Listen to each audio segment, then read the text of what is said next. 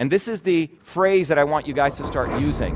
The government launders censorship. He could have undermined the messaging so much that he can actually control exactly what people think, and that is our job. The FBI, I think, basically came to us, some folks on our team, and was like, "Hey, just so you know, like, you should be on high alert." We're flagging problematic posts for Facebook. The Department of Homeland Security is creating a disinformation governance board to discuss strategies for reducing the spread of so-called misinformation. It is not the U.S. government's responsibility to decide what is and what is not misinformation. Moreover, the federal government has shown itself not particularly adept at identifying misinformation. Government-supported efforts to suppress the COVID-19 lab leak theory and the Hunter Biden laptop story have proven to be disastrously misguided.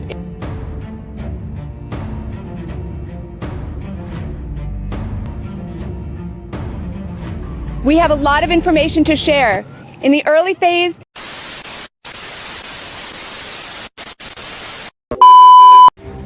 there is nothing wrong with your screen. Do not attempt to adjust the picture. We are controlling the messaging in this transmission.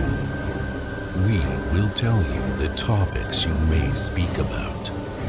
We will remove any speech we deem unfit. We will identify and protect you from all that is evil. You need only put your full trust in us. We are the government, and we are here to help.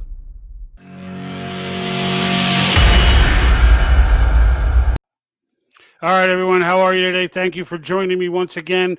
I jumped on today, and I did this kind of last minute, but I see we got a decent audience across platforms, so I do appreciate your jumping on. If you're wondering why that video cut off where it did, well, it did that because it's not approved by your favorite social media networks. You can check out that video in its entirety on our Rumble channel. All right. And that kind of brings me to the next point that I wanted to make was, if you've been following us, if you've been joining our live discussions, if you've been engaged, if you're enjoying the content as far as the Great Reset information, Article 5 information, we're always on Article 5 information. If you're into the content, I'm going to ask you, if you're watching this right now, whether this is live or later on recorded, to try and head over to our Rumble channel and subscribe to our Rumble channel. The reason I say this is because for those of you who are watching on YouTube, you had no idea that we had gotten banned for a week, and the reasoning is insane, and I'll go into that in a minute. But the fact of the matter is, they just turned around on a video that was made 17 weeks ago, that was published 17 weeks ago. They just turned around and struck us and took us down for 7 days without notice. I had a video that was scheduled to play the next day on the last Monday, and that video just went private. They left the scheduling up there, so people were trying to watch it and just couldn't, and were like messaging me like crazy, like, why are you making your videos private? Well, we didn't make them private. YouTube did. So in essence, I want to just explain that. And should you see something like that happen again in the future, this is why I'm asking you to subscribe to the Rumble channel. All right. Even if you're going to go ahead and in the future watch, the majority of our content on Facebook or Twitch or YouTube, at least know that when you see us disappear, chances are we didn't disappear, that we were made to disappear. And that's significant, right? And for that reason, I am asking everyone with a thumb to go and click on your phones and start clicking that Rumble link and get subscribed to our channel there. It's www.rumble.com/C/Patriot Think Tank, not the Patriot Think Tank. It's just Patriot Think Tank at the last slash. So rumble.com/C/Patriot Think Tank. And that will allow you to subscribe to the Rumble channel. We already have organically, because we've always had the Rumble channel up. It's not like we just started it now, and we've been mirroring pretty much everything we put to YouTube on Rumble anyway. But in the end, like I said, if you see that we've just disappeared, or you try to click onto something and it looks like it's private, or it doesn't make sense, or it seems like we're trolling you, we're not. it's more than likely that some content that we put out there got flagged by YouTube, and we had to, without being able to communicate with our subscriber base, we had to just deal and work around it. So we still went live last week on Wednesday, which was fine. We went live to Twitch, Rumble, and Facebook. But again, and here's the thing, right? So I spent the week pissed off about this whole thing. And what did I do? So what does someone like me do when something like this happens and someone's trying to silence what I'm saying? Well, I speak louder. So I went ahead and put together that video, the teaser of which I put in the beginning of this, and I cut it off before it got into the COVID-19 portion so that we don't have to deal with Facebook's fact liberators, if you will. But in the end, I wanted to just give you that teaser, and you can find that video on Rumble. And I tried to upload it to Facebook, and Facebook would simply not. They were telling me it's a violation of their COVID-19. Like, I thought we were past all that stuff. I thought people understood that a lot of this stuff was behind us, but I guess it's not, and they're going to continue on with this forever, and it just pissed me off. So I put it out there and I tried to repost it, but and I even posted this to our Facebook page. It was like 10 times negative distribution. You guys don't see what I put in the screenshot there in that post, but it was negative 10 times distribution score for trying to post that organically. And it's just nonsense. And basically all that was in that video, all right, and I don't want to get too deep into it because then they'll be like, oh, well, you talked about it and now you're gone again. But I do want people to get that. I want people to see the inside of this game. I want people to see, what goes on from the creator side and how cryptic these people are about their bans and their suspensions and how vague their rules are, and how I'm 100% convinced that this is not just them. Okay, I don't think Google gives a crap that we had a live discussion on 2000 Mules. Like, I don't think that they care.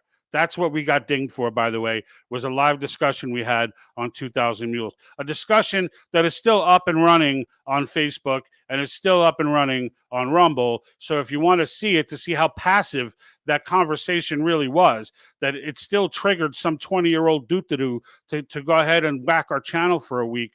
All right, it's crazy that this kind of stuff happens, but yet, lo and behold, here we are.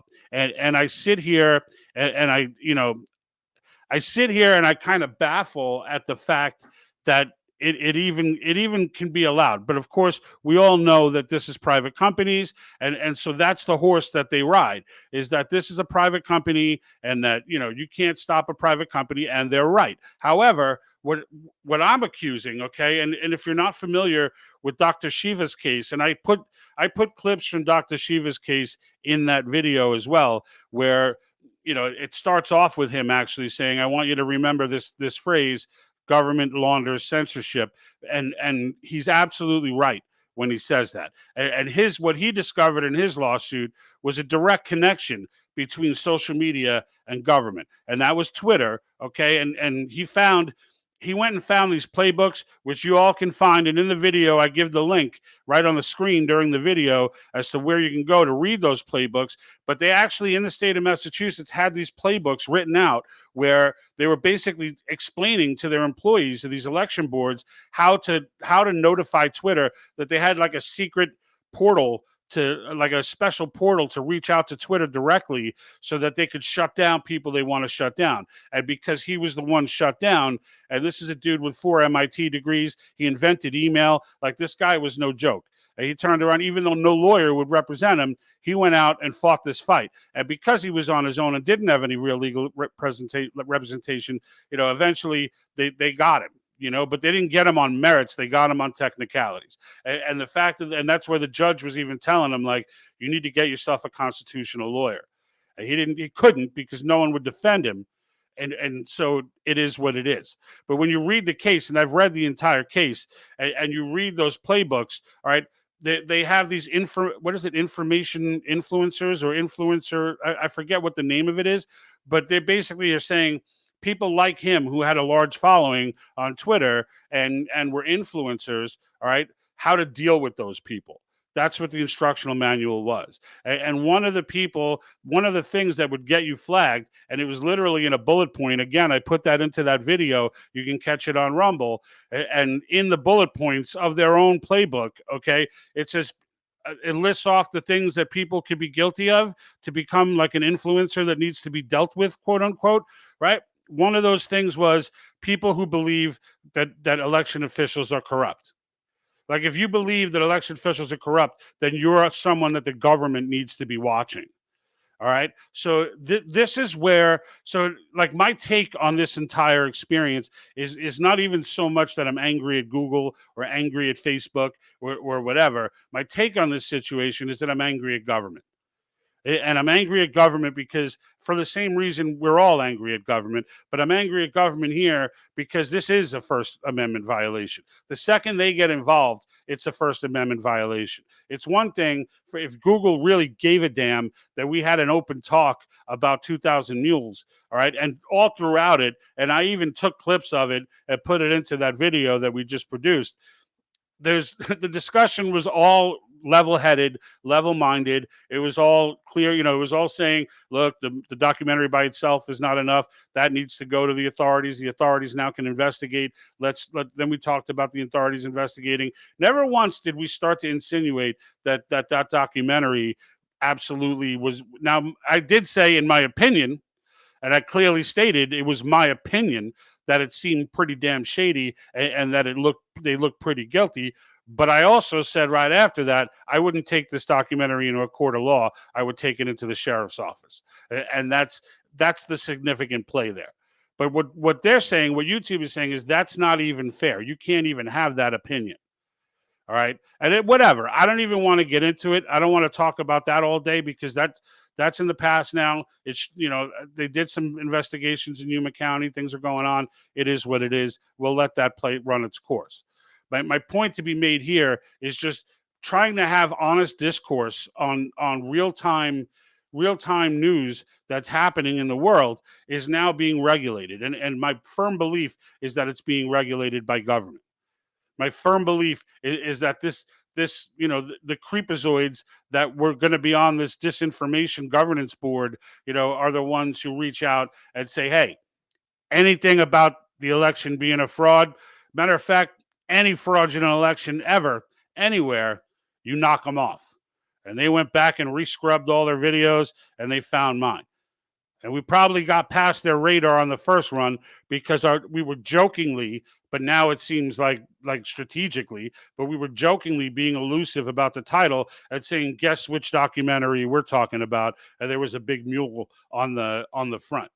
And I'm just sitting here and I'm thinking to myself, all right, how do we prove this, right? How do we, Dr. Shiva, I think, was the closest one that I've seen. And I encourage all of you, go watch that video on Rumble, write down the website that's there. It's Shiva's website. And right there, he's got all the playbooks that he found that he presented to the judge right there in front of you. And they're not 100-page reads. They're like pamphlets.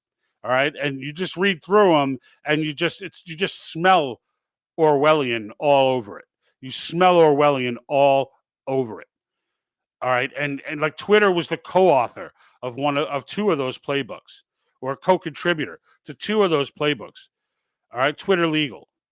Like they're literally just sitting down and scheming on ways that they could subvert the First Amendment through this argument that they're private companies. And as long as they can keep the federal government hidden, they'll get away with it. As long as they can keep the federal government's play in this hidden, they'll get away with it. Like if the world needs whistleblowers, that's the reality right now. The world needs whistleblowers because between the media and the social media and big tech and all, this is all, like, the government has gotten ahead of all of this. And with the exception of one time, I remember Apple saying, no, we're not going to give you our encryption keys to get into phones, because it was, they didn't have to, and they chose not to. I think eventually they gave in as well. Like this idea that the federal government is so far beyond its reach, that, in many ways, some might say it's unsavable. But of course, it is savable, right? It is savable. Because reeling in the federal government, now whether or not this particular issue will fall into, because there would be evidence needed and things. So whether this particular issue falls into the scope of the three topics of the current Convention of States movement, which are term limits, government overreach, and fiscal restraints, you could argue maybe government overreach, but let's just assume it doesn't fit anywhere in here. All right. Here's how Convention of States makes a change to this. All right. And I've talked about this plenty of times. And what it does, okay, whatever gets ratified at a convention, doesn't matter. Once the process gets done, okay, once we've called a convention successfully and we've proposed amendments and the states can ratify what they want to ratify and they won't what they won't, that'll depend on us, right? What gets ratified and what doesn't. How much pressure we're putting on as the grassroots. But this army, this grassroots army that is being formed, this grassroots, political militia, if you will, that is being brought to bear, is not going away. And once that convention is held, and utilized, once that's complete, a precedent has been set. And from that day on, the federal government will forever be looking over its shoulder at what the people are doing, what the people are saying. They don't do that now. You think that they care about your vote. They don't care about your vote. They don't care about your vote. Okay? They've got this system dialed in. Okay? They know, Republicans know they're going to win Texas. California, they know are going to go to Democrats. New York to Democrats, et cetera, down the line. They know everywhere where everybody's going. All right. And if you haven't seen that they can be incredibly creative in how they can go about ensuring victories in certain states, all right, the money flows. They've got this system down to a T. All right. The idea that we're going to elect our way out of this is insane. So let's say Donald Trump wins in 2024. What do you think he's going to do? Seriously, stop and think about that. If you're one of those people who are just, we're going to get Trump in, and then what? Because I'm going to vote for him too, if he's the one running. All right. But in the end, what does that mean? What is that going to equate to? Is he going to put fiscal restraints on the federal government? Is that going to happen? Is any president that could get elected going to do that? Maybe Reagan was your guy. He wouldn't do it either. All right. It doesn't matter who gets elected into the presidency. None of these people have the power or authority to do the job that we, the people, are supposed to be doing. And the fact that we don't even know we have this power is insulting. We should all be embarrassed. I was when I first learned it, and you should if you didn't know it.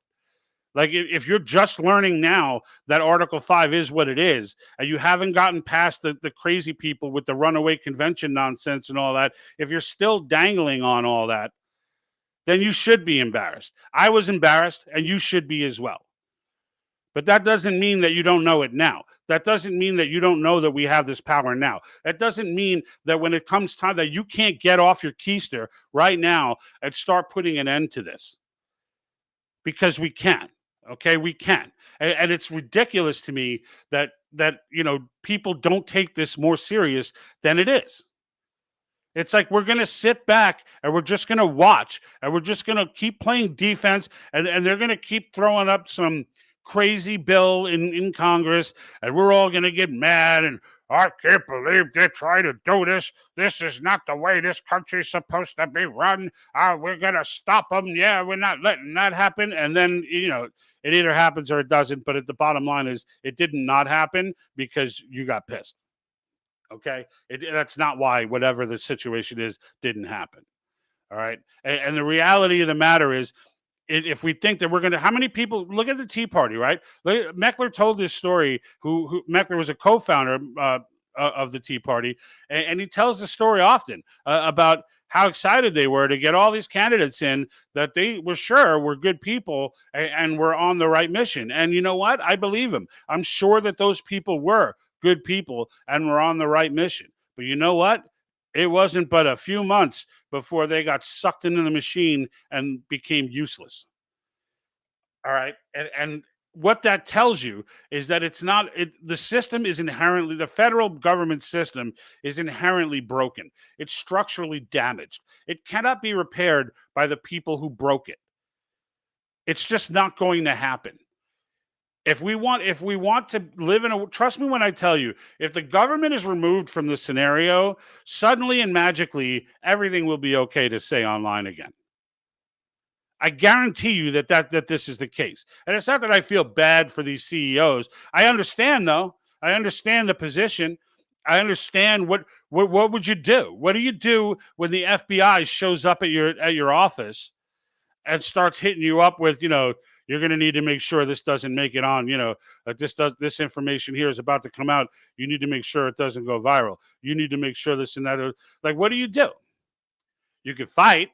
You can say, no way am I going to let that happen.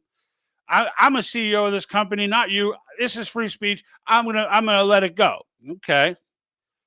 Well, now all of a sudden you start getting letters, you start getting phone calls from different senators, different politicians, talking about bills that are being drawn up that are going to severely devastate your institution, your business on your watch.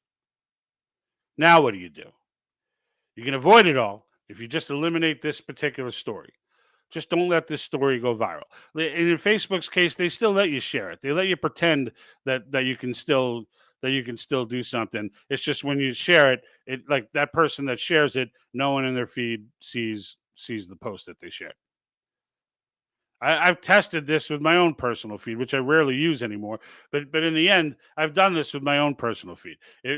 We got to a point where I would post, like if I post something generic or silly or a joke, which is pretty much all I post to my personal feed now. But like if I post a joke, then I get all kinds of reactions. Everybody's laughing, whatever, we're all into it. If I post something from the channel, zero. Even people that adamantly follow the channel don't see it. Nobody sees it. That's not organic. That's not, like I get it. A lot of people I don't expect to get the same reaction to a political post that I would to a funny post. But at the same time, if I know that I've got 15 people in my regular friends list that watch the show regularly and are clicking on our page regularly, that only tells me that they should see something that I post to my regular feed that involves the channel, but they don't.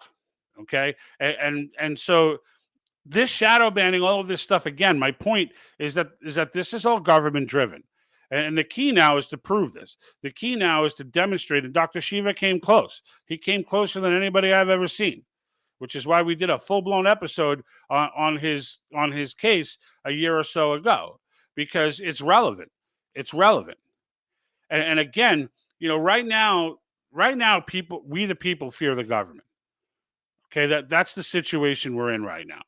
We the people fear the government. And there's good reason for that. There's reason to fear the government right now. It has been weaponized.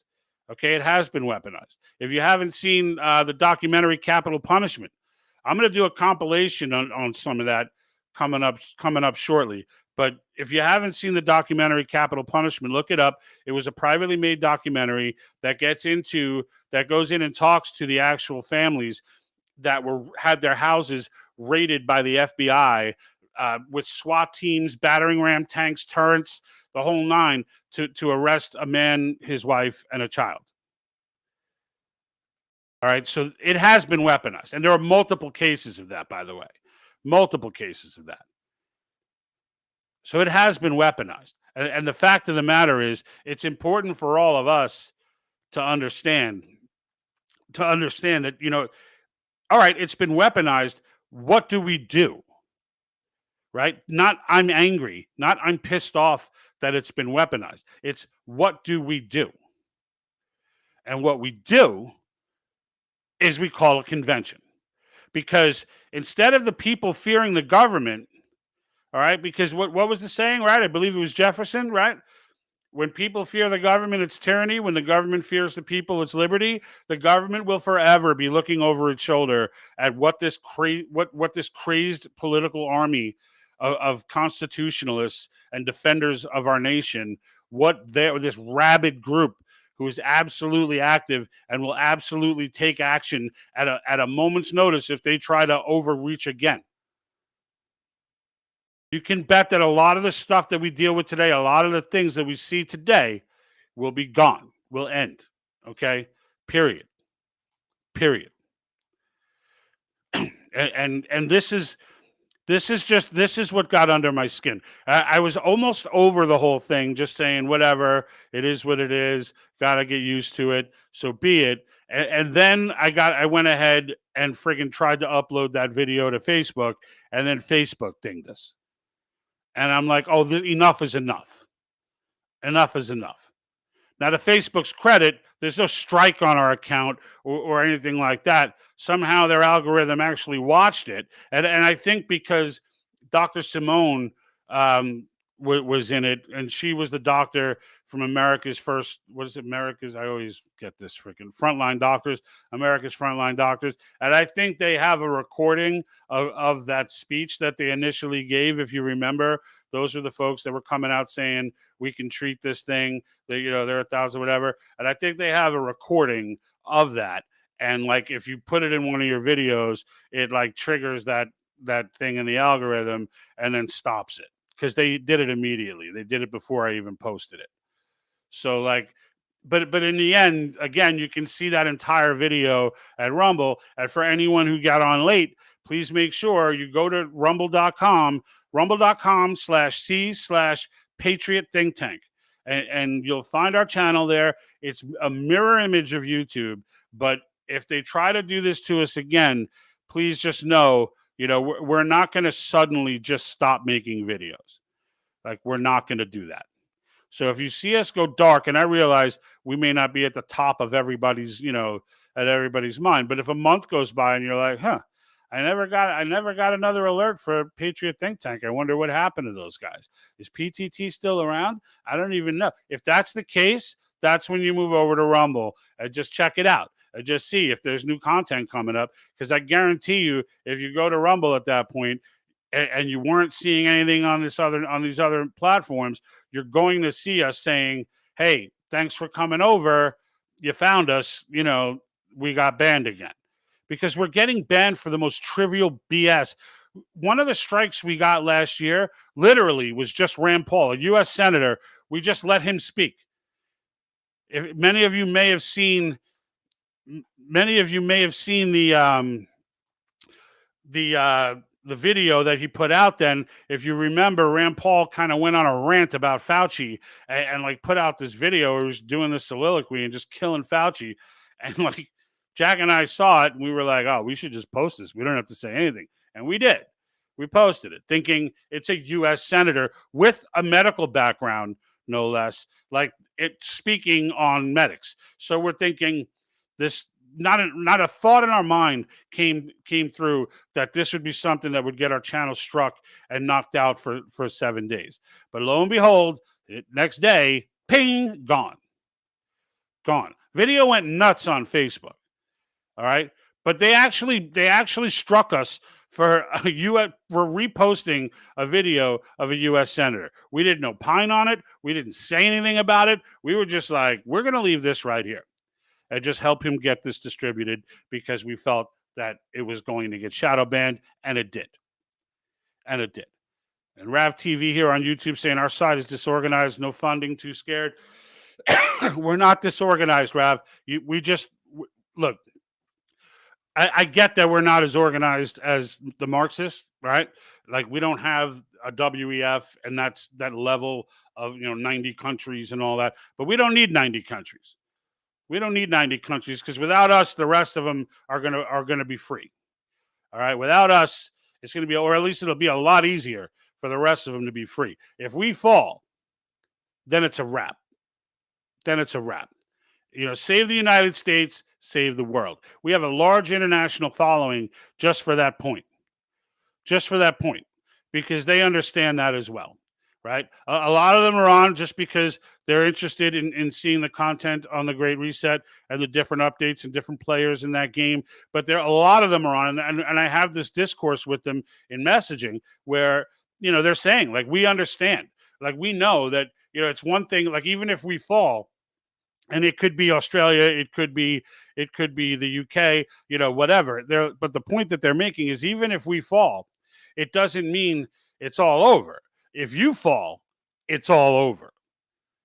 And so when they hear something like Article 5, even though it's not their constitution, when they hear that the American people actually have a path to put this stuff to bed, to secure our rights in stone, right? To remove any ambiguity that a court may misconstrue to take our rights, as they have so often over the last century. When they hear that we have that kind of a weapon, they get excited.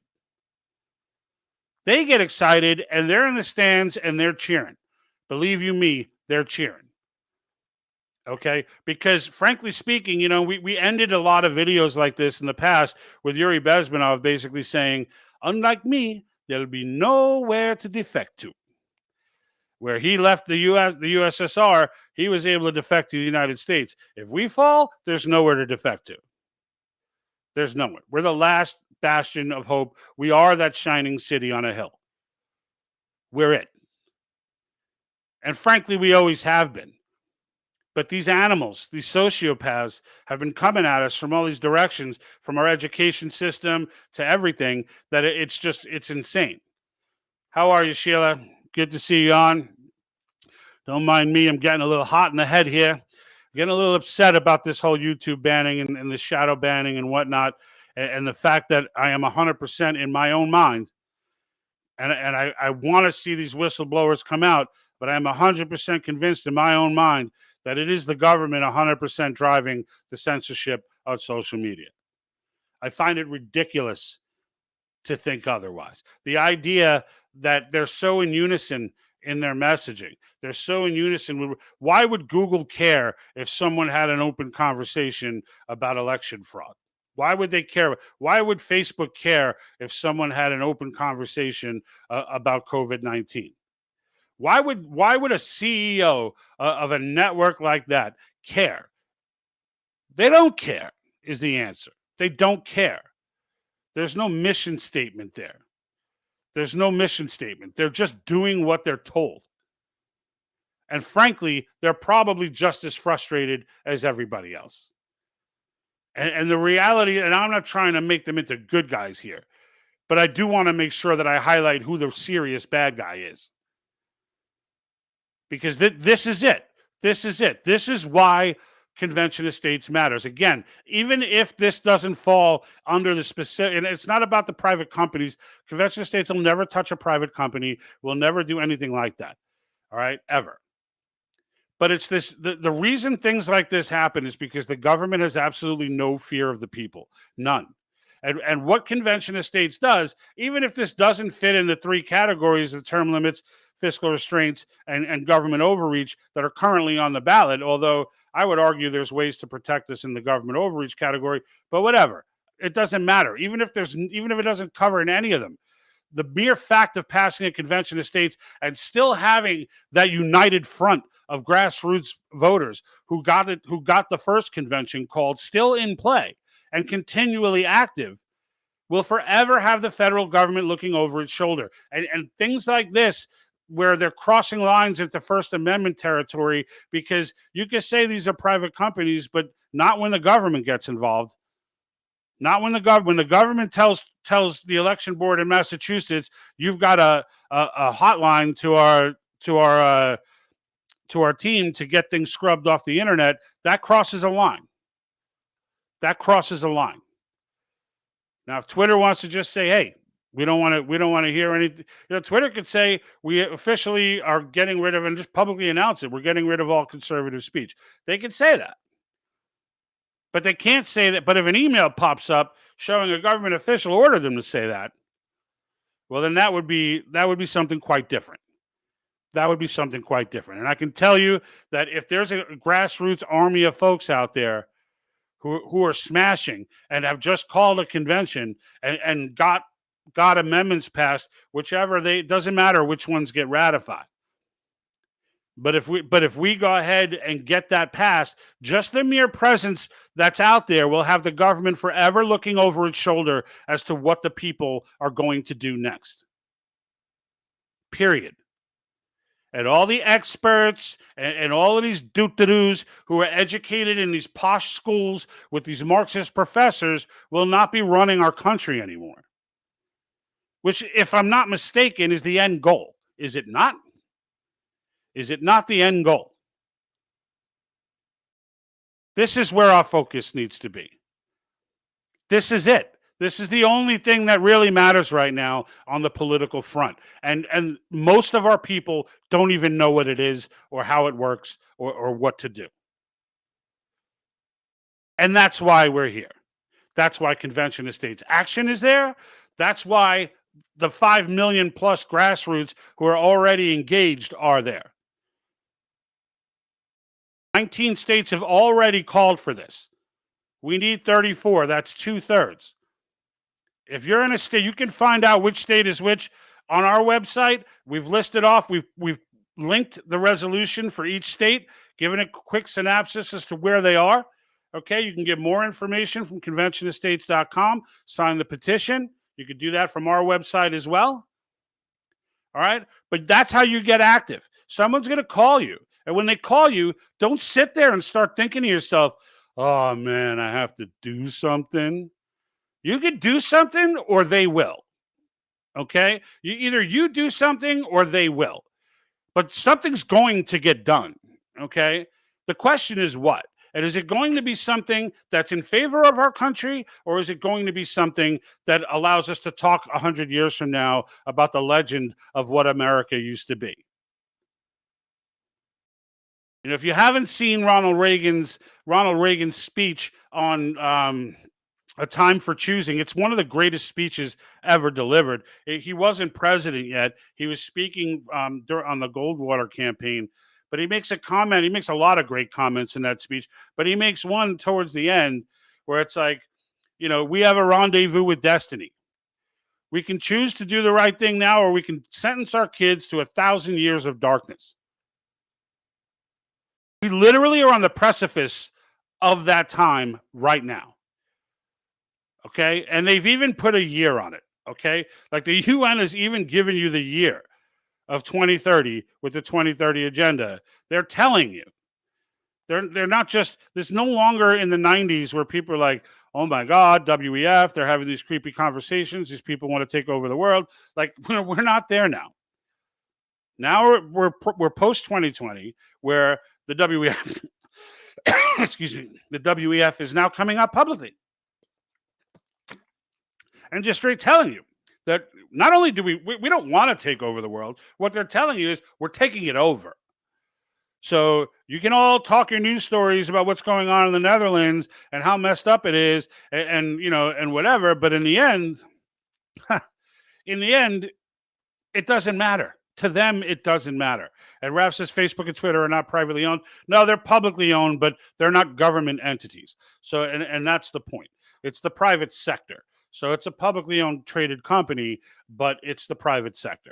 So, and the private sector can do whatever they want. So that was the point that was being made there. It's not a matter of whether they're traded or privately owned.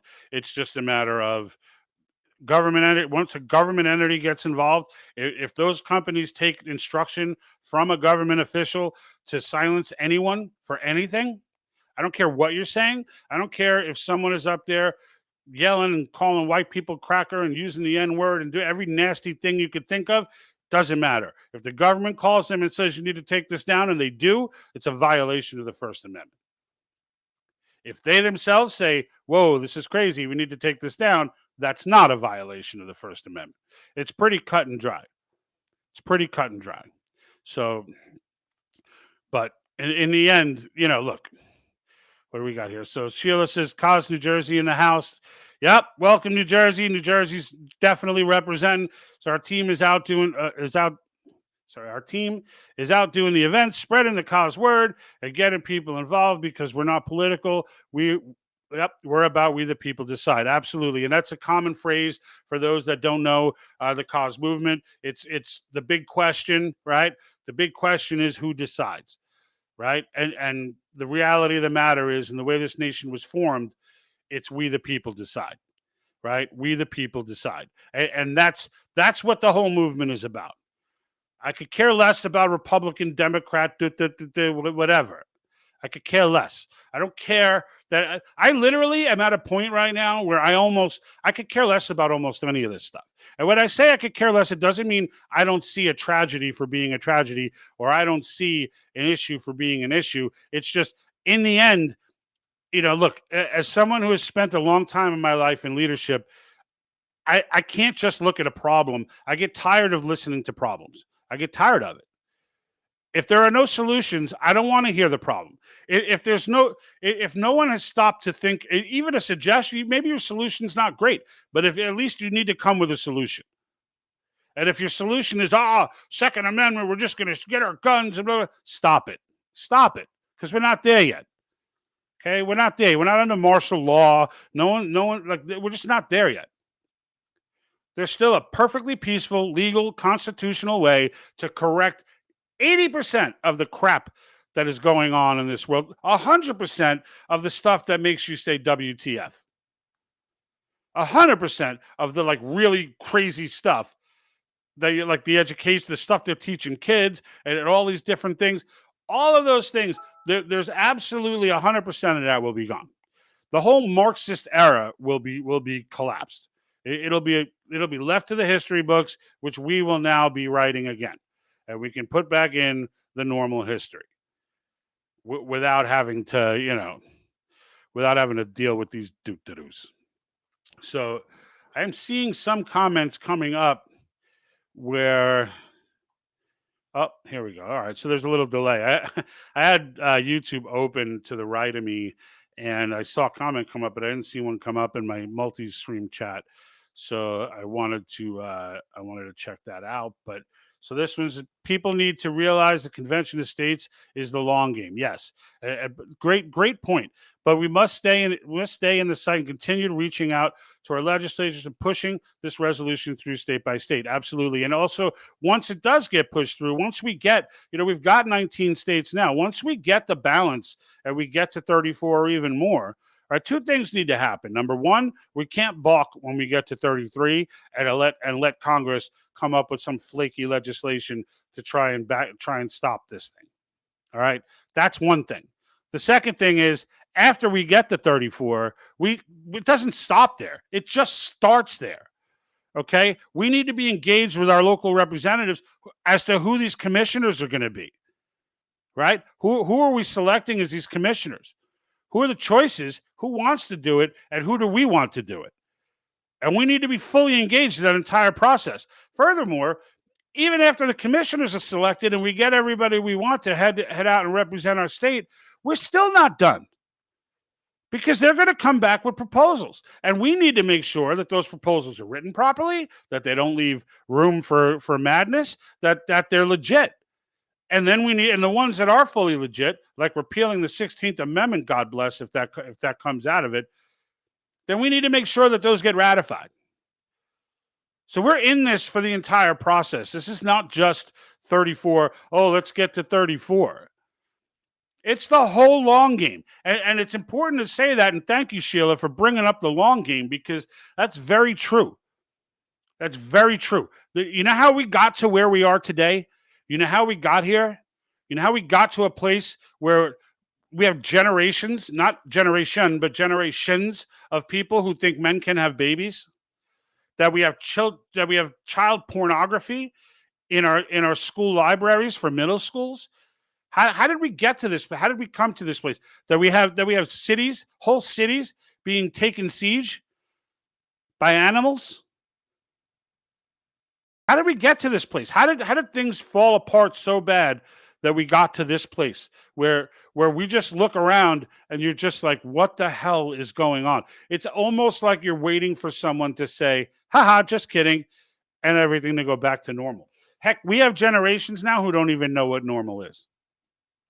They don't even know what it's like to have like a society that's not hyper-focused on race and hyper-focused on all of this stuff, like that just hung out and chilled. They don't even know what that's like. They don't even know. They have no frame of reference to like look back at that. Whereas like we can look at the 80s and 90s and be like, well, the 80s and 90s are pretty cool. Like I remember, heck, I went on a double date with a gay couple in the mid 90s. And we didn't think anything of it. I didn't want a cookie. I wasn't trying to post to some feed saying, "Hey, look at me." Like this was a friend, and they wanted. He was meeting a new guy, and he wanted to have friends with him when he went out, and so we went with him. Me and my girlfriend went with him. I didn't need any social approval to do that. I didn't need an attaboy from somebody any more than I would have needed it from someone for something else. This is the way the world used to be. This is the way the world used to be. And now here we are. Now here we are in this place, in this disgusting place. And how did we get here? We got here because Marxists played the long game. That's how. Because while we were sleeping at the switch, while we were rah America in the 80s, and we were, hey, this will never happen in the 90s, and 2000 came, and mind you, this started, all right, at least the organized portion of it started in the mid to late 50s. All right, the hippies were the first ones. And we all thought, oh, look at this generation. We're sleepwalking. Look at this generation. They're so crazy. They're so radical. They're just changing everything. Well, like no one ever, and there were people, it's not like nobody was telling you. It's not like nobody was telling people in the 70s that these people from the 60s were groomed. That entire thought process was a groomed thought process. There were people screaming it from the highest mountain. Nobody wanted to listen. Okay, and I ain't gonna lie, in the 80s, okay, that's when my coming of age came. And in the 80s, late 80s, people telling this to me, I ain't believing any of this. Come on. We got Reagan. He just won 50 states almost. What are you kidding me? Get out of here. You're crazy. And they went on. And they went on. And again, they're playing the long game. And slowly but surely, it's getting more and more. Slowly but surely, they fell apart a little bit in the 90s with the fall of the Soviets, but it wasn't over because it really wasn't about the Soviets. It was about this globalist movement in general. And the Chinese and the WEF and everybody else just picked up that narrative and ran with it. And then decades later, now we're sitting here wondering what the hell happened, as if one generation made this happen. No, they played the long game. And frankly, so are we. This movement started in 2013. It did not just start. This is not like, oh, look at what Biden's doing. Let's start a convention of states movement. No. This began in 2013, and it will continue until it's done. All right? It's not a simple process. This is not an easy process. But I will say this, people better look at cause action and be freaking grateful that they were on this when they were. Because in the end, if we were just starting this now, we might have 4 states. That's what we got this year, right? 4 states this year alone, okay? We would not be at 19. I can tell you that. We would not be at 19. When you listen to these state legislators talk, they don't know the Constitution.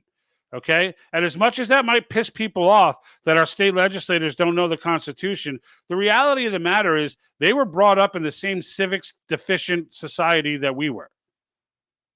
And these are regular folks. So, like, if you decided to run for an office and you won, if I suddenly sat you down and started quizzing you on the Constitution, you'd probably fail too.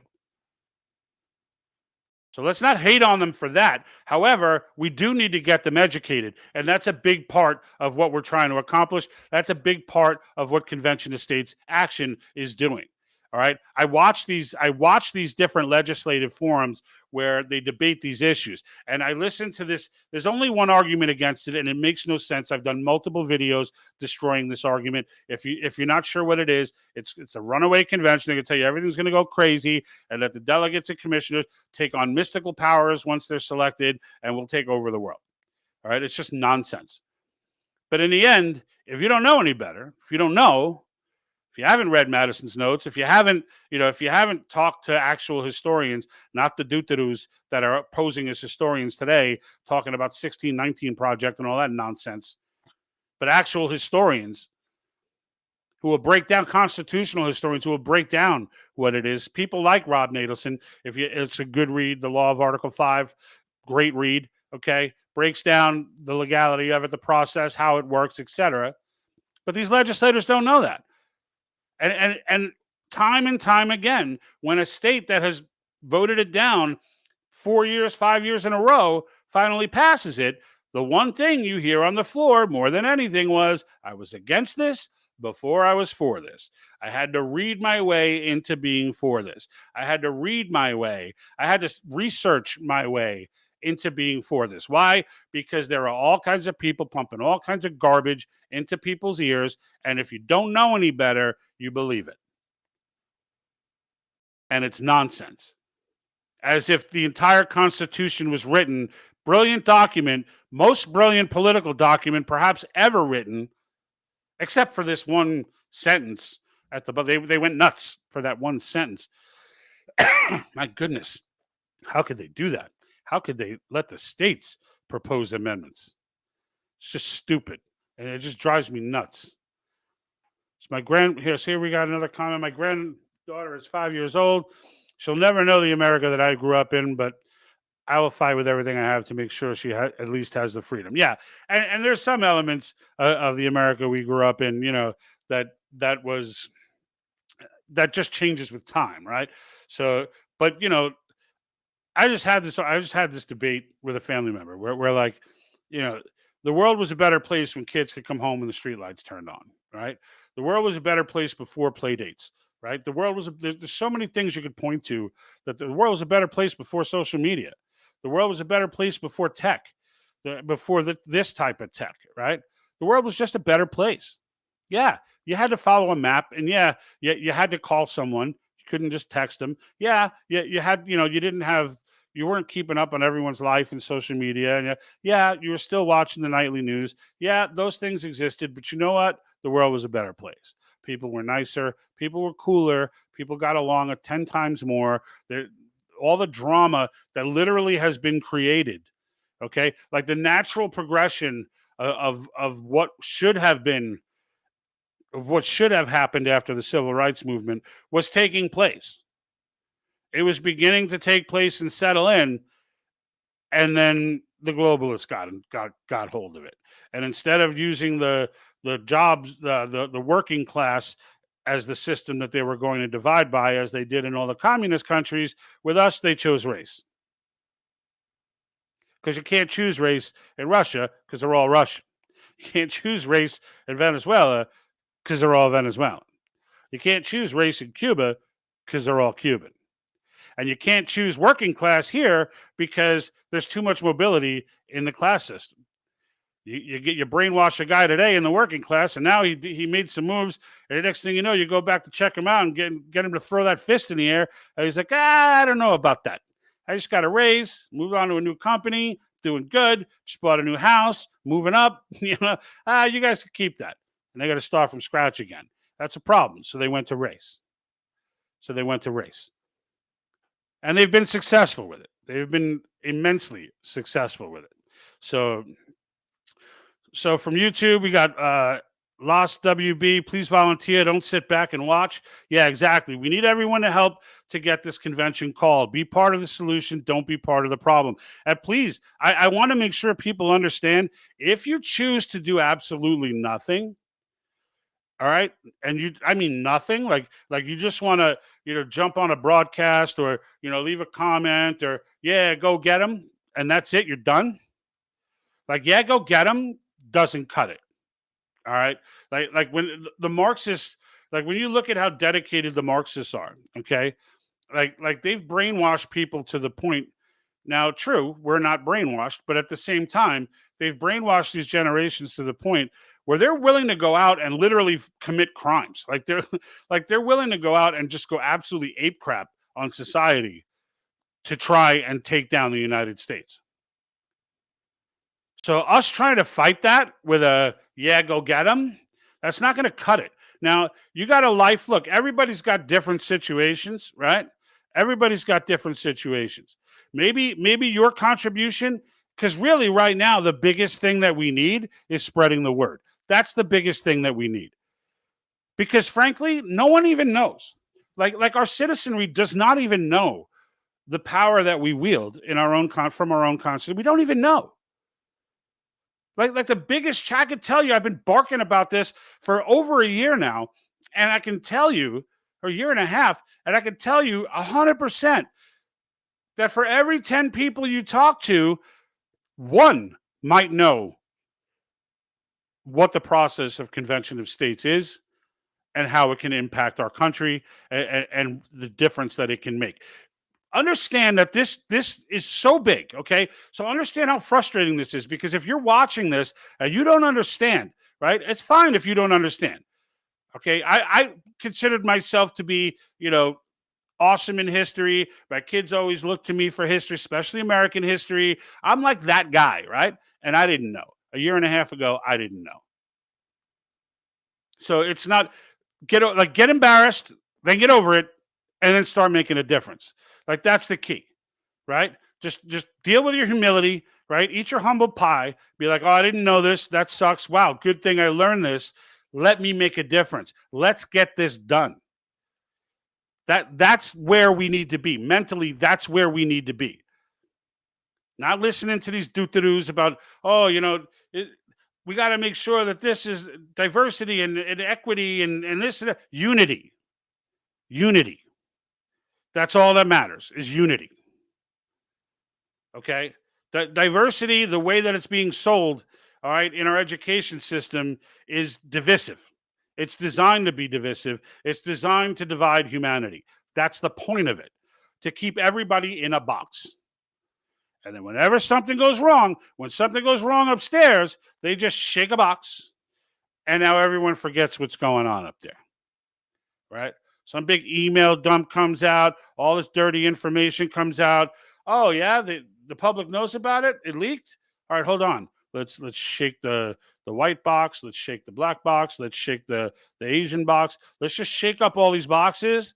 They don't know who's shaking it, so they're going to get mad at each other. And while they're fighting, this will blow over, and then we'll be done. And that's the way this game has been played. But these issues for convention of states, we all agree. We all agree. If ever there were a time to focus on what we agree on, it's now. Who doesn't agree with term limits for all federal officials? Not just elected. I'm talking the deep state dude. I'm talking that dude in the black suit with the sunglasses, with the little thing in his ear, who shows up with the black budget every year that the senators can't even read and they sign off on anyway. Talk about that guy. I'm talking about the creepy dude who's at Area 51, ready to shoot anybody who comes near the premises. I don't know what the hell's in Area 51. I know there's a creepy guy there, though, ready to shoot people that come on the premises. I know that.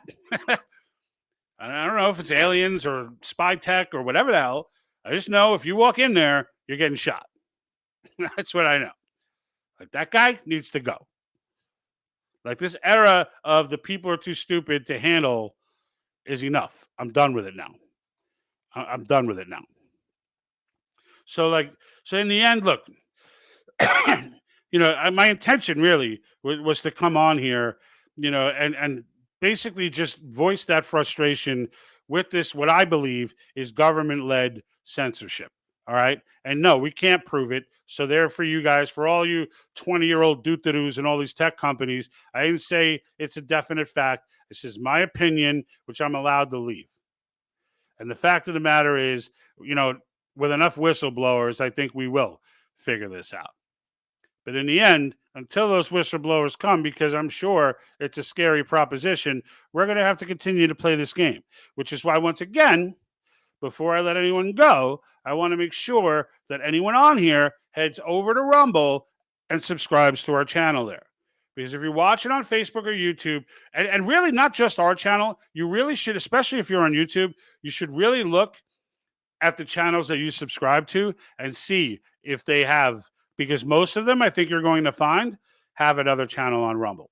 And they do that for the same reason we do, is that you never know when some fickle teenager in big tech is going to dump you over some random video with no explanation, just a list of the policy you violated, and make you fish through an hour and a half long video and figure out what the hell statement it was that triggered these people. Right? So, because they don't tell you. They don't tell you. They just tell you violated.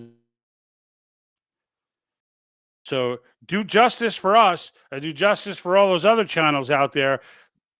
Subscribe to the Rumble channel too. Get familiar with Rumble, because honestly, one day we might just disappear. I don't know why, but one day we might just disappear. And if that happens, look, it might be worth checking to see if this video is around, an hour or two after after it comes out. But in the end, look, I want to bring this back to the solution, which really is what it's all about. And that's that we need to start playing offense. And not knowing is not an excuse anymore. It's not an excuse anymore. You can't, there's no way that you're not hearing this from more people than me. All right. And if you're not hearing this from more people than me, then you need to subscribe and click that bell. All right. But chances are you're hearing this from other sources as well. And if you keep dismissing things as if they're not really happening, or just pretending like a 5-year-old that we could just put our hands on our eyes and nobody can see us, that's not going to be a solution. Because what's going to happen is when you take your hands off your eyes, you're going to be looking at a completely different world, because these people are not slowing down. They are not slowing down. If you think what happened in the Netherlands and now in Canada, and if you don't know what that is with the farming, look it up. Okay, that's not an accident. It's not an accident that the WEF had food innovation hubs already created before forcing half the farming in the Netherlands, one of the world's largest agriculture countries, before forcing it 50% of their farming to shut down, which is exactly what's going to happen.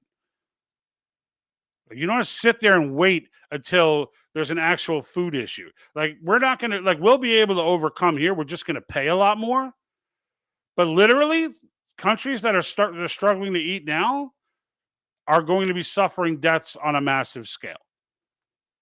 This is coming. This is happening now. It's you have to understand what the ramifications of something like telling the Netherlands you're no longer allowed to use nitrate fertilizer. You have to understand the epic ramifications of that, because they are epic. And now Canada has done the same thing, or they're on the verge of doing the same thing if they haven't implemented it already. We cannot, when this happens, look, don't be one of those people from Nazi Germany who now, if you saw that documentary, I think it was called The Final Account, where all the children and young people of Nazi Germany are all about to die now. So they went around and found them and started talking to them. And what did you hear from so many of them? I didn't know. I didn't know it was happening. I didn't know. Until another one of them get in their face and be like, yes, you knew. We all knew. Don't be that person. Just know in advance. I'm preempting your I didn't know. I'm preempting it right now. Because when it comes time to call this convention, I didn't know is not an acceptable answer. You should be out looking for solutions anyway, even if I'm not telling you this. The beauty is you found me, and now you know the solution. Now all you have to do is act on it. And when you go and you click the link, all right, it's right on our website, thepatriottank.com/cause. You'll see a link to sign the petition. Click it. You register with them. They'll give you a full set of educational videos on the topic. They'll call you. Someone local, someone in your neighborhood will call you, okay, and tell you what you can do to help take action to take your country back. Because it matters. It matters. And it's important that everybody knows that. And it's important that everybody knows this is not just some other little thing. This is something that 250 years from now, children are going to be reading in history books as the time the American people took over. And Marxism will be gone. And I'm sure at some point, after a century or so, people will have forgotten. They will start to work their way back in again, and we'll be right back at it again. But the fact of the matter is, once this process is done, we will have forever, for the rest of American history and rest of America's future, we will have that grassroots army that's able to take people out, that's able to step up and go, what? What'd you do, federal government? I'm sorry. I'm pretty sure that sounded like you weren't paying any attention to what we said. Okay, let's start the process. That's the way the country will be run. With servants in the federal government. Public servants like they're supposed to be. Not this elite nonsense with lifer politicians who have figured out how to win small districts and just stay in power forever. Those days are coming to a close. So those people most of them are on their last leg anyway. So I don't even know if they'll even be around when some of them, some of them are in their mid 90s or high 80s, but whatever. Whether that's the case or not, they're getting removed because this is going through. And it's going through because we're on it. But it's not me. Okay, I could sit here and bark all day. But in the end, you need to sign that petition. You need to know what's going on in your state. Because there is no more powerful entity in this country than the combination of our state legislatures. None. Not the president, not the president, not Congress, not the Supreme Court, none of them. When our state legislatures get together, that is by far the most powerful entity in this country, which is why amending the Constitution's responsibility, which is an immense responsibility, was left strictly to them, not to governors, not to presidents, not to courts, not to Congress. And it was left to them because they are the closest to the people. You can drive down and meet your local representative, your local state senator, your local state house representative. You can go and meet those people. You can write to them. You can talk to them. All right, you'll get responses. Why? Because they're local. 200-300 people showing up at a state representative's door is a big freaking deal. Okay? That's a big freaking... That can swing an election. Just to put it in perspective. So Sheila says, now I'm done yelling. I got veins popping out of my head. So Sheila says, yeah, we're going to party like it's 1776. Yeah, absolutely. There's going to be a whole new era of independence. And this time it'll come with all the trimmings of the hard work that has been fought and the corrections that have been made, over the course of those centuries. So, it'll be a whole new, it'll be a whole new avenue. So it says local legislators. I don't know. I thought that's what I said. Did I not say local legislators? I'm pretty sure that's what I said. But please sign the petition. Get involved. Even if you only have 20 minutes a week, you can make a difference. Yeah, exactly. Look, there's a whole category for social media warrior, which just means you need to educate yourself, which you should do anyway. And then get out there and get the message out. We have a group, by the way. I never talk about it. I don't know why. It keeps growing though, exponentially. But we're up to 450 members now or something like that. And I've never said a word about it. But there is a Patriot Think Tank, the Patriot Think Tank group. It's wide open. I don't moderate it. I just let it. If Facebook warns me about it, I let it pop off, and if they hold something, I re-release it. It's a totally free speech group. But we do have a group where we can, invite people to and kind of keep that, keep those posts moving, on updates for cause and things like that are going on. We got to get together, folks. We're all in the same gang. And that includes Democrats. Okay. Understand, if you're new to this channel, all right, I don't hate Democrats. All right. I see this as, I don't agree with Democrats now, but as far as hating them, I don't hate them. I hate Marxists. There's a difference. Not all Democrats are Marxists just because all Marxists are aligned with Democrats. So I do handpick the actual Americans out of the Marxist bunch. All right. And it doesn't matter to me what their positions are on various issues. I don't care. Because that's their freedom to do. Okay, I'm pro-life. If you're pro-America but you're pro-choice, I'm stopping at the pro-America piece right now. I'm not having that debate with you.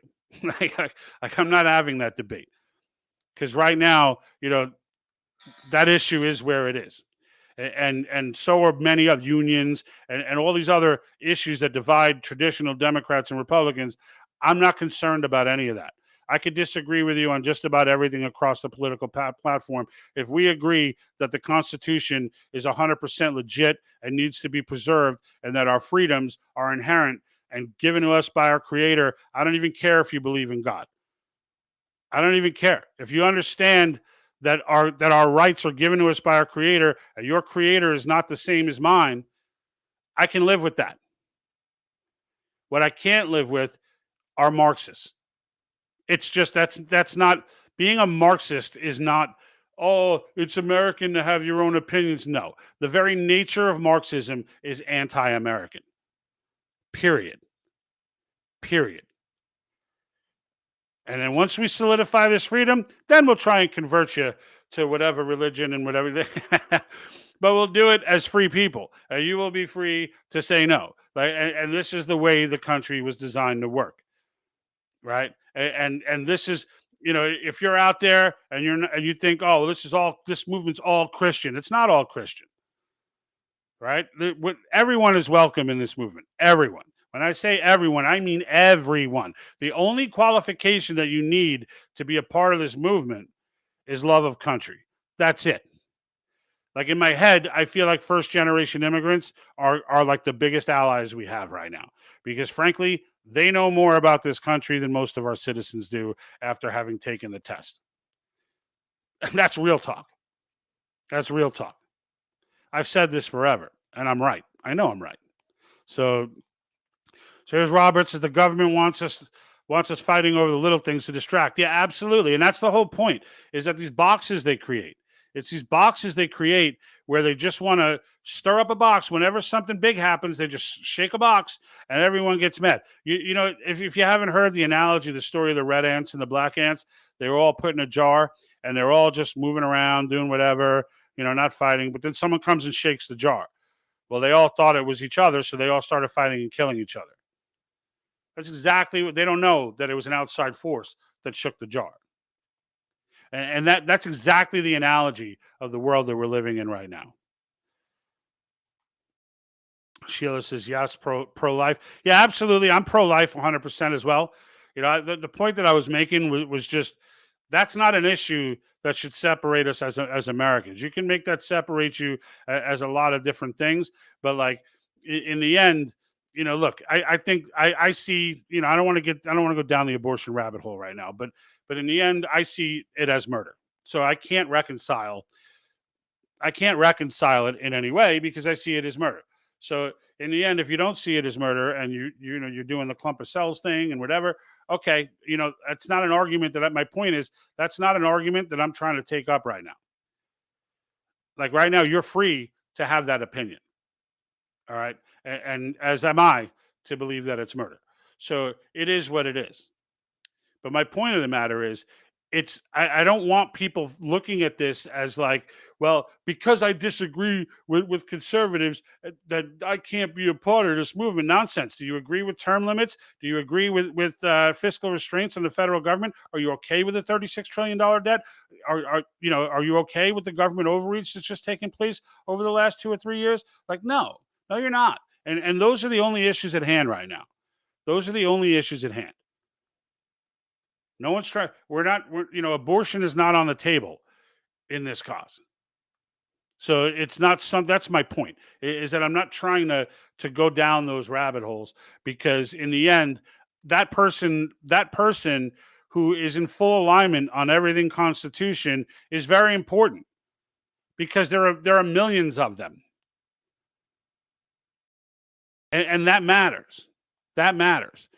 Just because someone might be pro-union, I can't stand public sector unions. The damage that they do to our children in these schools is reprehensible. It's inconceivable. But I'm not trying to have that fight right now.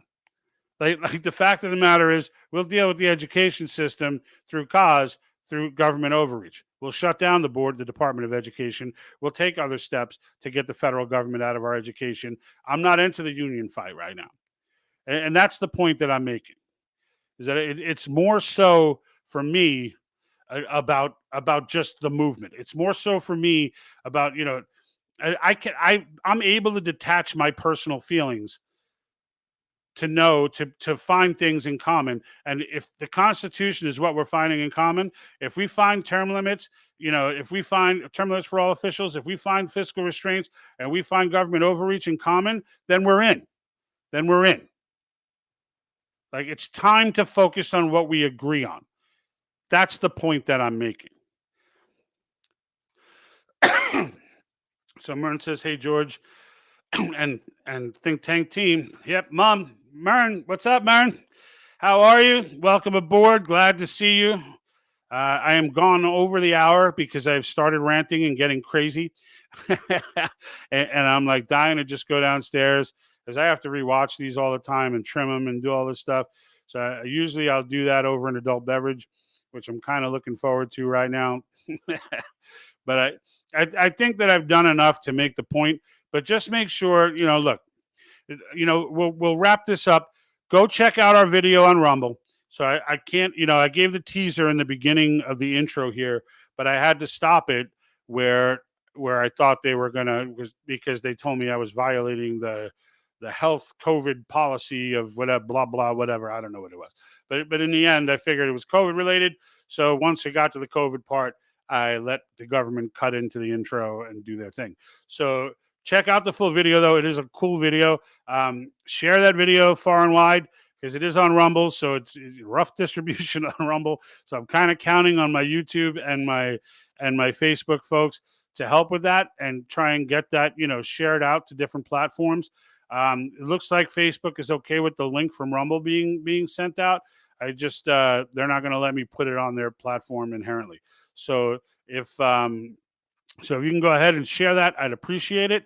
Other than that, let me see if there are any more comments. I do not see any. So everyone, Robert, Mern, Cheryl, Sheila, and I don't know if there was anyone else I missed. There were quite a few of you actually. So thank you for the engagement. I think RJA was another one. Thank you for the engagement, guys. I definitely appreciate it. I came on today kind of last second, didn't really announce that I was doing it and just sort of sprung it on you guys. But today was our first day out of YouTube jail. So I wanted to make it a point to come out and speak. And so I have. And I have now successfully used the YouTube platform to promote Rumble. I'm out. And like that,